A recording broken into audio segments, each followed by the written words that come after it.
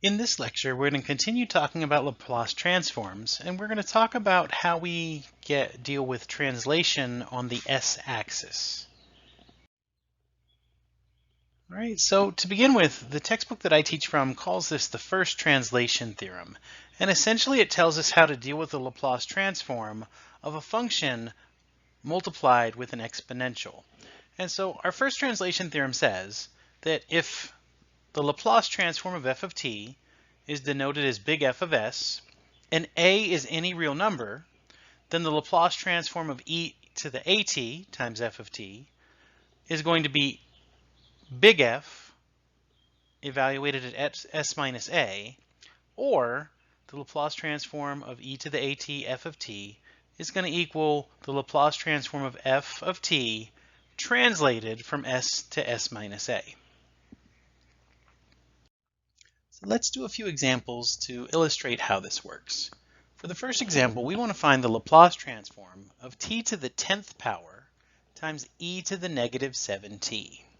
So we notice that there's an exponential inside this product, e to the negative 7t, and that should clue us in that we should be using this first translation theorem. So the translation theorem says that I can deal with this e to the negative 7t by translating the Laplace transform of t to the 10th from s to s plus 7.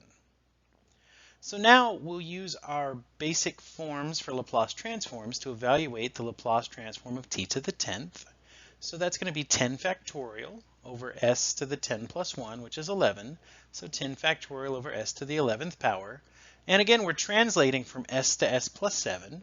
And what that means is that we're just going to replace all of the s's that we have with s plus 7. So this is going to be 3,628,800, that's 10 factorial, divided by s plus 7 to the 11th power.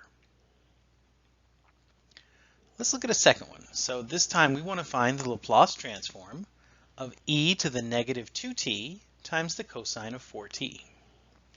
Again, we see that this product includes an exponential at t, so e to the negative 2t, and that's going to tell us to use this first translation theorem.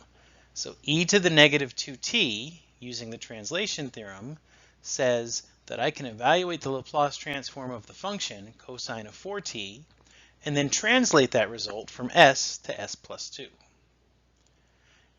The Laplace transform of the cosine of 4t will be s over s squared plus 4 squared. And again, we're going to translate from s to s plus 2. So that means we'll replace all of the s's in our solution with s plus 2. So this is going to be s plus 2 divided by s plus 2 squared plus 16. And that'll be our Laplace transform.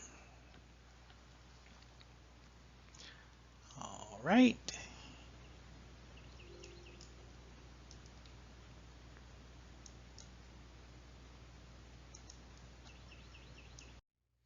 All right, here's another example. This time we want to find the Laplace transform of e to the 3t times 9 minus 4t plus 10 times the sine of t over 2. Again, we see that exponential e to the 3t, and that tells us that we're going to need to use this first translation theorem. So that means we're going to take the Laplace transform of the accompanying function, 9 minus 4t plus 10 times the sine of t over 2, and we'll translate whatever we get from s to s minus 3. All right, so if we take the Laplace transform of this term by term, the Laplace transform of 9 will be 9 over s. Negative 4t will give us negative 4 over s squared. And 10 times the sine of t over 2 will give us 10 times 1/2 divided by s squared plus 1/4. And again, we're going to translate this from s to s minus 3. So when we apply that translation, we'll have 9 over s minus 3 minus 4 over s minus 3 squared plus 5 over s minus 3 squared plus 1/4. And that'll be the Laplace transform that we're looking for. We also want to be able to go backwards with this, so we should be able to take the inverse of a Laplace transform using this first translation theorem. And so the inverse of the first translation theorem says that if we take the inverse Laplace of big F evaluated at s minus a, Or we could think of that as the inverse Laplace of big F of s translated from s to s minus a. Then that's going to give us e to the at from the translation times f of t from the big F of s. So let's look at an example where we're going to use the inverse of the first translation theorem. We want to find the inverse Laplace transform of 1 over s minus 1 to the fourth power. Now, when we're looking at this, whenever we see an s that has a plus or minus value to it, so s minus 1 we see in this problem, that's a clue that we should probably try to rewrite this using translation. So I could rewrite that s minus 1 as an s, and note that we're translating from s to s minus 1. So I can rewrite the problem as the inverse Laplace of 1 over s to the fourth, where s is being translated to s minus 1. Right? And then that translation, s going to s minus 1, using the first translation theorem, is going to give us an e to the t. So we're looking at the inverse Laplace transform of 1 over s to the fourth times e to the t. So we can rewrite 4 as 3 plus 1, so this is 1 over s to the 3 plus 1. That means that our n value is equal to 3, so we need a 3 factorial in the numerator. We'll multiply the numerator by 3 factorial, but remember you have to divide by 3 factorial on the outside in order to not change our problem. So we'll multiply by 3 factorial on the inside, we'll divide by 3 factorial on the outside, and then we can evaluate this. So 1 over 3 factorial will give us 1/6, and then the inverse Laplace of 3 factorial over s to the 3 plus 1 will be t cubed, and we have the e to the t there from the translation theorem. And so that'll be our inverse Laplace transform. Right, here's a second example. This time we want to find the inverse Laplace of 2s plus 5 divided by s squared plus 6s plus 34.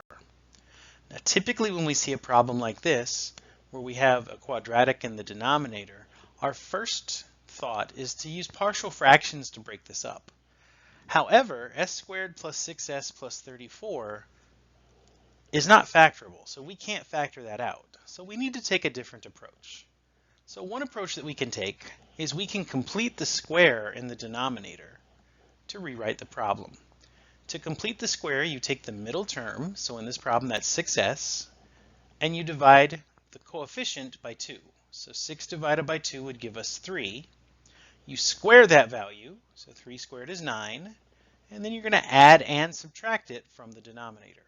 So we have 2s plus 5 over s squared plus 6s plus 9 plus 34 minus 9. Since we added and subtracted the 9, we haven't changed our problem. And by adding the 9 there in the middle, we can take those first 3 terms and we can factor them into a perfect square.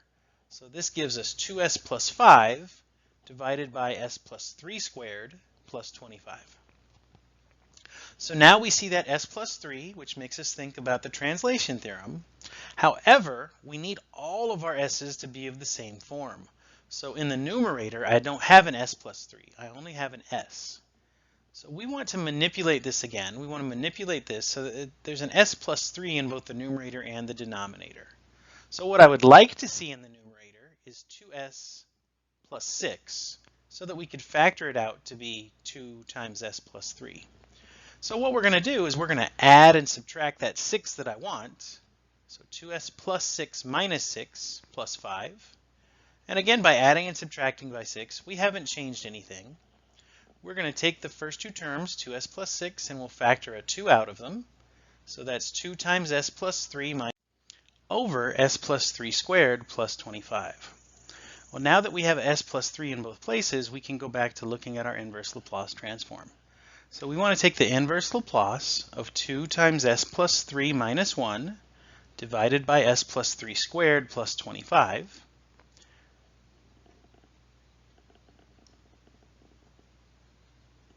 We're going to split this up into 2 terms. So this is 2 times s plus 3 over s plus 3 squared plus 25 plus the inverse Laplace of negative 1 over s plus 3 squared plus 25. We're going to rewrite the terms using translation. So the first term becomes 2 times s over s squared plus 25 with a translation of s to s plus 3. And the second term will have the inverse Laplace of negative 1 over s squared plus 25 with a translation from s to s plus 3. Now we can go and we can work on taking the inverse Laplace transforms. So the translation that we have in both terms are going to give us an e to the negative 3. We can pull the coefficients out in front. So the first term will have 2 e to the negative 3t times the inverse Laplace of s over s squared plus 25. And on the second term, we're going to have a negative e to the negative 3t. And notice we have a s squared plus 25 in the denominator, so our k value is going to be 5. That means we need a 5 in the numerator. And again, to put that 5 in the numerator, we need to divide by the 5 on the outside as well. So this gives us a negative e to the negative 3t over 5 times the inverse Laplace of 5 over s squared plus 25. So we can take these inverse Laplace transforms now. So this is going to be 2 e to the negative 3t times the cosine of 5t minus 1/5 e to the negative 3t times the sine of 5t. All right, for our next example, we want to do the inverse Laplace of 5s divided by s minus 2 squared. So for this problem, we're going to use partial fractions to break it up. So 5s over s minus 2 squared. Whenever you have a repeated root in your denominator, you're going to use the root to dictate the partial fraction decomposition. So you start with the single root, s minus 2, so we get a over s minus 2. And then for each additional term, you're going to add a power to that denominator until you get up to the full power. So here we would have a over s minus 2 plus b over s minus 2 squared. Now, if our denominator was s minus 2 cubed, we would add another term, c over s minus 2 cubed, so on and so forth. So my partial fraction decomposition, we have 5s over s minus 2 squared equals a over s minus 2 plus b over s minus 2 squared. We'll multiply both sides of the equation by our common denominator, s minus 2 squared. On the left-hand side, that cancels out to give us 5s. On the right-hand side, one of the s minus 2's will cancel in the first term to leave us with a times s minus 2, and the full s minus 2 squared will cancel out on the second term, leaving us with b. So 5s equals as minus 2a plus b. This will allow us to equate our coefficients and solve for a and b. If we start with our s terms, we have a 5 on the left and an a on the right, so 5 equals a. And if we look at our constant terms, we have no constant term on the left, so that gives us a 0, and a negative 2a plus b on the right, so 0 equals negative 2a plus b. This gives us two equations with two unknowns. The first equation tells us that a equals 5, so we can plug that into the second equation. So 0 equals negative 2 times 5 plus b, and that's going to yield b is equal to 10. So we can rewrite this problem as the inverse Laplace transform of 5 over s minus 2 plus 10 over s minus 2 squared. We're going to break this up term by term and apply our translations. So we have 5 times the inverse Laplace of 1 over s, translated from s to s minus 2, plus 10 times the inverse Laplace of 1 over s squared, translated from s to s minus 2. That's going to give us 5. The inverse Laplace transform of 1 over s is going to be 1. And the translation from s to s minus 2 will give us e to the 2t. Plus 10, the inverse Laplace of 1 over s squared is going to be t. And the translation from s to s minus 2 will give us e to the 2t. So the inverse Laplace of 5s over s minus 2 squared will be 5e to the 2t plus 10t e to the 2t.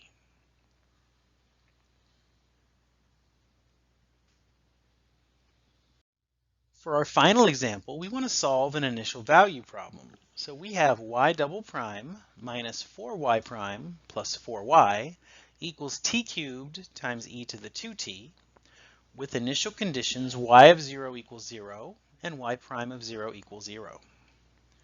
To solve an initial value problem, we start by taking the Laplace transform of everything in the equation. So the Laplace transform of y double prime minus 4 times the Laplace transform of y prime plus 4 times the Laplace transform of y equals the Laplace transform of t cubed times e to the 2t. We can take these Laplace transforms, so that's going to give us s squared times big Y of s minus s y of 0 minus y prime of 0 for the Laplace of y double prime minus 4 times s times big Y of s minus y of 0 plus 4 times big Y of s equals the Laplace transform of t cubed will be 3 factorial over s to the 4th, and the e to the 2t will give us translation from s to s minus 2. We're going to apply our initial conditions, so y of 0 equals 0 and y prime of 0 equals 0, and so those terms will go away,